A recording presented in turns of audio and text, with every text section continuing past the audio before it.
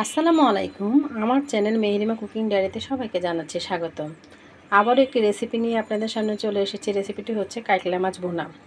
এই কাঁকড়া মাছ ভুনা করার জন্য আমি প্রথমে এখানে কিছু পরিমাণ মাছ নিয়েছি। এগুলি ভালো করে কেটে ধুয়ে তারপরে হলুদ লবণ দিয়ে মিক্সড করে রেখেছি। এটা এখন আমি এই যে তেলটা গরম হতে দিয়েছি, এখন এই ফ্রাই প্যানে এটা ছেড়ে দিব।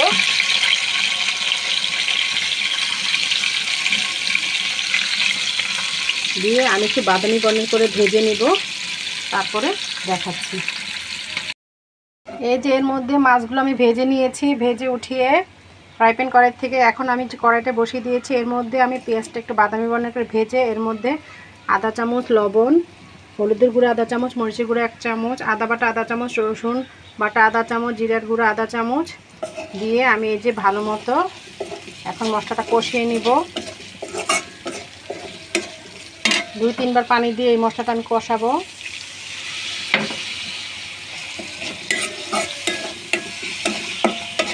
এই যে আমি কষিয়ে তারপর এর মধ্যে আমি যে একটা টমেটো কুচি করে রেখেছি, পেঁয়াজ কুচি করে রেখেছি আর 5-6টা কাঁচামরিচ দিয়ে দিব।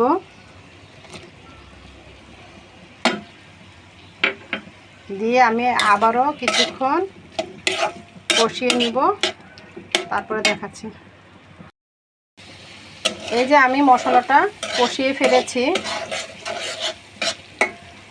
এখন আমি এর মধ্যে এই যে ভেজে রেখেছিলাম যে মাছগুলো সেগুলি আমি দিয়ে দিব, কাঁকড়া মাছগুলো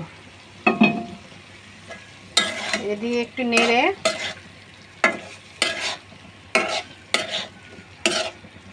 তার মধ্যে এখানে সামান্য অল্প পরিমাণে পানি দিয়ে আমি একটু ঝোল দিয়ে দিব।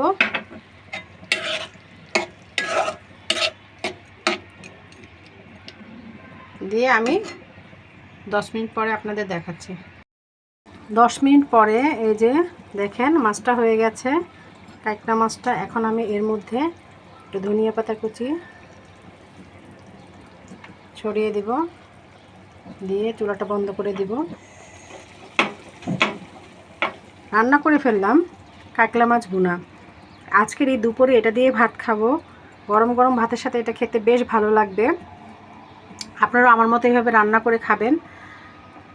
আর এটা দেখতে যেমন সুন্দর হয়েছে, খেতেও বেশ ভালো হয়েছে। আমার এই চ্যানেলের ভিডিওটি যদি ভালো লেগে থাকে অবশ্যই লাইক কমেন্ট শেয়ার করবেন, আমার চ্যানেলটিকে সাবস্ক্রাইব করবেন, আমার পেজটিকে ফলো দিবেন। আল্লাহ হাফেজ।